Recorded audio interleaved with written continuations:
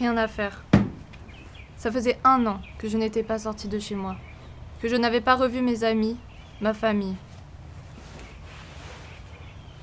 Mais aujourd'hui, j'avais décidé de sortir.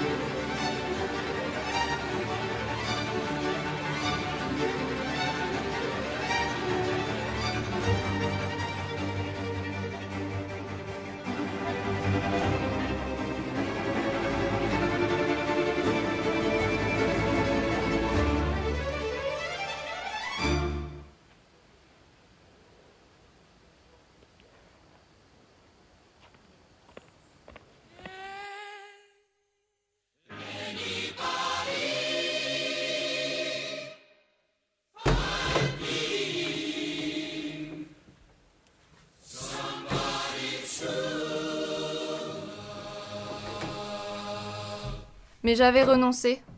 Je m'étais défilée et je suis rentrée. J'avais tout essayé pour aller au bout de cette route, mais rien à faire. J'avais peur de les revoir après la tragédie qui nous était arrivée.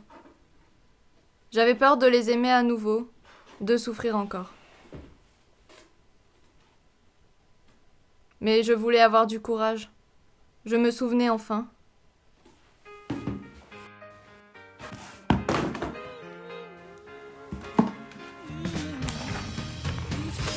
Et la plus belle des merveilles se trouvait dans cette pièce, plus précisément entre la page 566 et 569.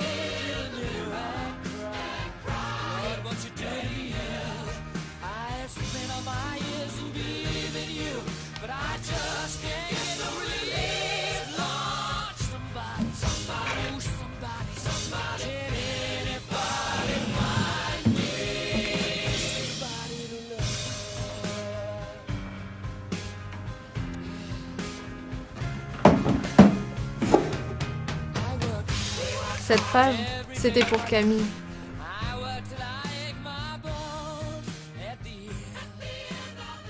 Il resta dans l'attitude où elle se trouvait. Alors on vit, de l'autre rive, le bourreau lever lentement ses 2 bras. Un rayon de lune se refléta sur la lame de sa large épée. Les 2 bras retombèrent. Mais il va faire quoi, le bourreau? Tu voulais que je continue ? Bah, tu peux terminer le livre, on est presque à la fin.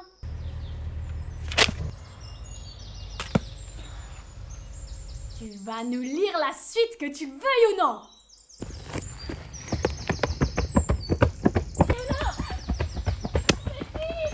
Tu dis Bérénice?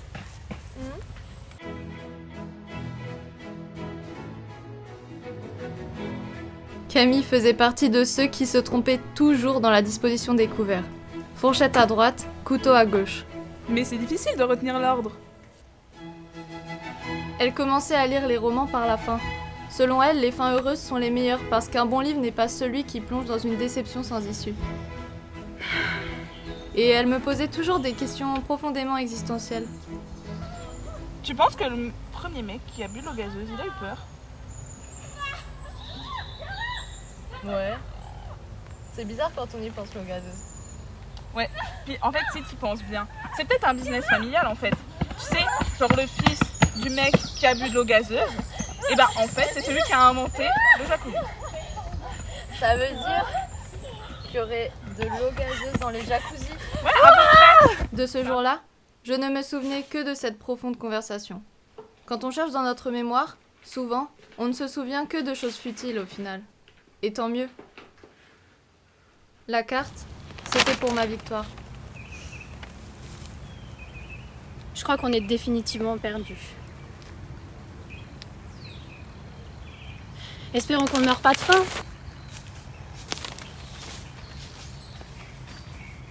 Suivez-moi quand même, je crois que j'ai un bon sens de l'orientation.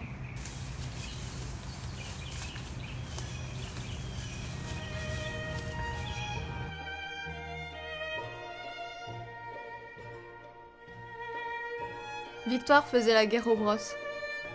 Et au peigne aussi. Elle n'avait jamais froid aux yeux, elle regardait les étoiles en plein jour et s'allongeait souvent sous le soleil en n'oubliant jamais qu'elles étaient là aussi. C'était une véritable artiste, Victoire.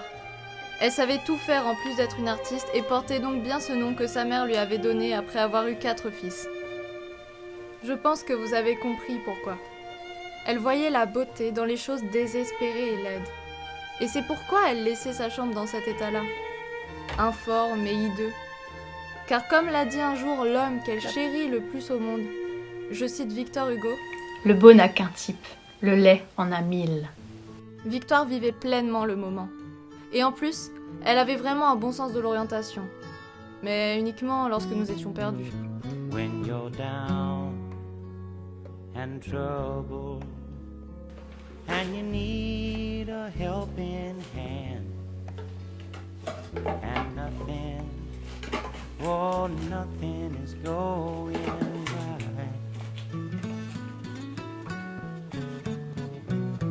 Close your eyes and think of me, and soon I will be there. Tu sais, Bérénice, j'oublierai jamais cette journée. Ah ouais? À ce point?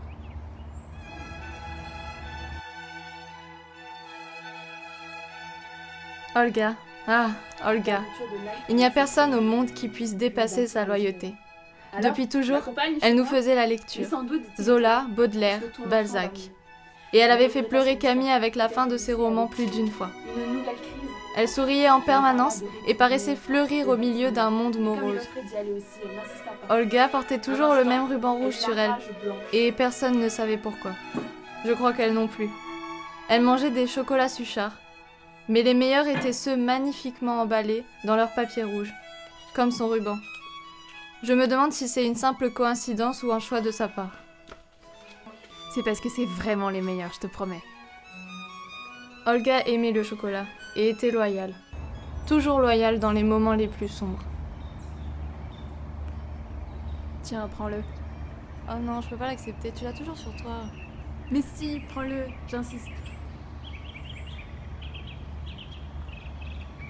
C'est la dernière fois de nos 2 vies que je t'ai vue ce soir-là. Puis il n'y a plus eu de bruit, et il a fait froid. Quelle est silencieuse l'absence d'amour. Je ne me souvenais même pas de cette dernière journée, mais juste de notre séparation. Mon cœur a saigné, et je crois que mes yeux aussi.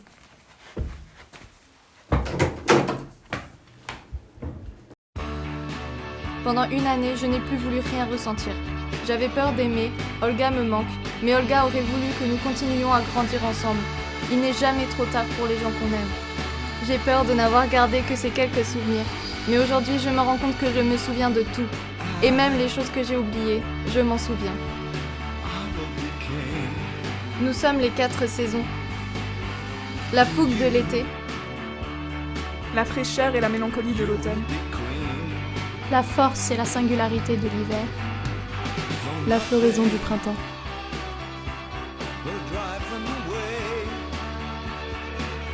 l'automne arrive, et je n'ai plus peur.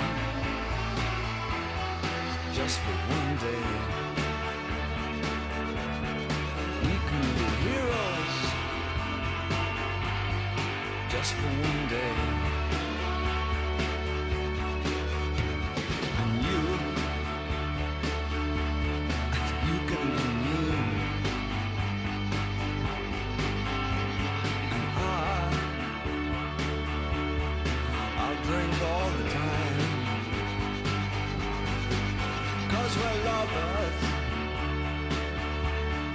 that is a fact. Yes, we're lovers.